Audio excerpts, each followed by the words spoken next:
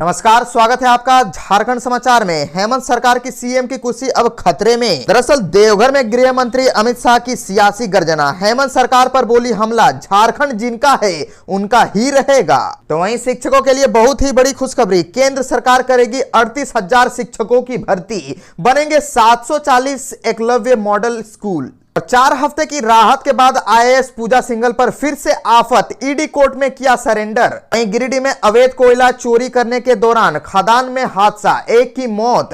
तो अब तक की सभी बड़ी खबरों पे बात करने से पहले आपसे छोटी सी अनुरोध है कि कृपया वीडियो को एक लाइक जरूर कर दीजिएगा, क्योंकि आपका एक लाइक करना ही हमारे लिए मेहनत का फल होता है। तो शुरुआत करते हैं आज की पहली और बहुत ही बड़ी खबर से। हेमंत सोरेन की सीएम की कुर्सी अब खतरे में नजर आने लगी है। दरअसल देवघर में गृह मंत्री अमित शाह की सियासी गर्जना देखने को मिली। हेमंत सरकार पर बोला हमला, कहा झारखंड जिनका है उन्हीं का रहेगा। केंद्रीय गृह मंत्री अमित शाह ने देवघर में हेमंत सोरेन पर जमकर बोला हमला, कहा झारखंड का संथाल परगना क्षेत्र आदिवासियों का है, लेकिन यहां घुसपैठिए जमीन कब्जा कर रहे हैं। भाजपा ऐसा बिल्कुल भी होने नहीं देगी। झारखंड जिनके लिए बना है उन्हीं का रहेगा। उन्होंने कहा वोट बैंक के लिए हेमंत सोरेन घुसपैठियों को प्रश्रय देना बंद करे। शाह जसीडी इंडस्ट्रियल एरिया में भाजपा की विजय संकल्प रैली को संबोधित कर रहे थे। जनसभा से पहले अमित शाह ने इफ्को की नैनो तरल यूरिया प्लांट का शिलान्यास किया और बाबा वैद्यनाथ की पूजा अर्चना भी की। वहीं रैली में देखने को मिला कि केंद्रीय गृह मंत्री ने हेमंत सरकार पर कटाक्ष करते हुए कहा कि भाजपा ने संथाल परगना में एम्स, एयरपोर्ट और कारखाना दिया। हेमंत सोरेन ने क्या दिया? सिर्फ वोट बैंक की राजनीति के लिए आदिवासियों का हक घुसपैठियों को दे रहे हैं। झारखंड की हेमंत सरकार ने इस इलाके में कोई काम नहीं किया है, केवल भ्रष्टाचार हुआ है। यह देश में सबसे बड़ा भ्रष्टाचार सरकार है। गृह मंत्री ने कहा कि जनता इस सरकार को उखाड़ फेंकने को तैयार है, बस चुनाव का इंतजार है।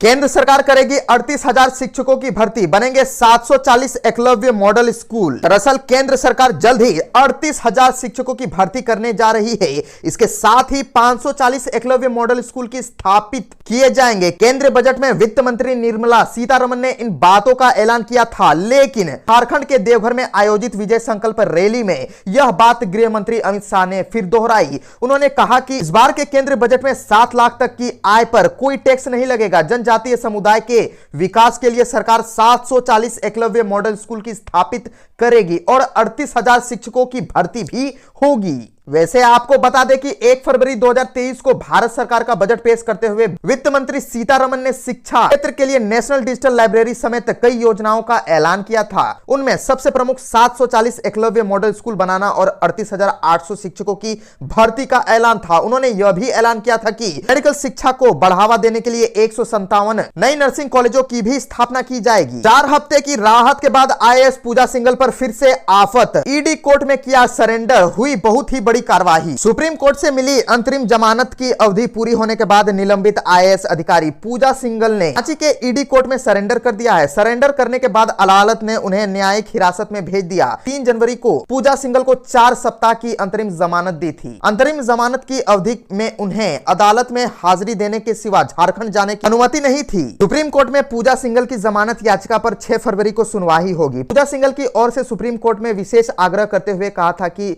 उनकी जमानत की अवधि पूरी होते ही मामले की सुनवाई की जाए। इस आग्रह को स्वीकार करते हुए सुप्रीम कोर्ट ने 6 फरवरी को मामला सुनवाई के लिए सूचीबद्ध कर लिया है। गिरिडीह में अवैध कोयला चोरी करने के दौरान खदान में हादसा, 1 की मौत। दरअसल गिरिडीह के अवैध कोयला खदान में बड़ा हादसा हो गया है। दरअसल अवैध रूप से कोयला चोरी करने के दौरान अवैध खंता में दबने से एक व्यक्ति की मौत हो गई है। घटना रविवार सुबह की है। यह घटना मुफस्सिल थाना इलाके के ओपन कास्ट माइंस के समीप स्थित अवैध खंता में घटित हुई है। जानकारी के अनुसार मृतक मुफस्सिल थाना इलाके के महुआटांड़ का रहने वाला है। मृतक का नाम प्रकाश पासवान का था। नक्सलियों के गढ़ में पुलिस को मिली कामयाबी, 4 बंदूकों समेत 500 राउंड गोलियां जब्त। बूढ़ा पहाड़ पर नक्सल अभियान में पुलिस को बड़ी सफलता मिली। खुफिया सूचना के आधार पर पुलिस ने नक्सलियों के 4 अत्याधुनिक हथियार समेत गोली और अन्य सामान बरामद भी की। इन हथियारों में LMG, SLR और इंसॉस राइफल शामिल है। झारखंड के लातेहार जिले में नक्सलियों के धरपकड़ के लिए चलाए जा रहे अभियान के तहत पुलिस को एक बड़ी सफलता मिली है, जहां लगभग 3 दशक से ज्यादा समय तक बूढ़ा पहाड़ के जंगलों पर नक्सलियों का राज था। दरअसल नक्सलियों के गढ़ माने जाने वाले बूढ़ा पहाड़ पर ऑपरेशन ऑक्टोपस चलाकर सुरक्षा बलों के द्वारा पिछले साल सितंबर के महीने नक्सल मुक्त करा दिया गया था। नक्सल मुक्त अभियान और बूढ़ा पहाड़ के क्षेत्रों में लगातार नक्सलियों के खिलाफ चलाए जा रहे गुप्त सूचना के आधार पर पुलिस ने कार्यवाही करते हुए छापेमारी कर 4 अत्याधुनिक हथियार सहित भारी मात्रा में गोलियां भी बरामद की है।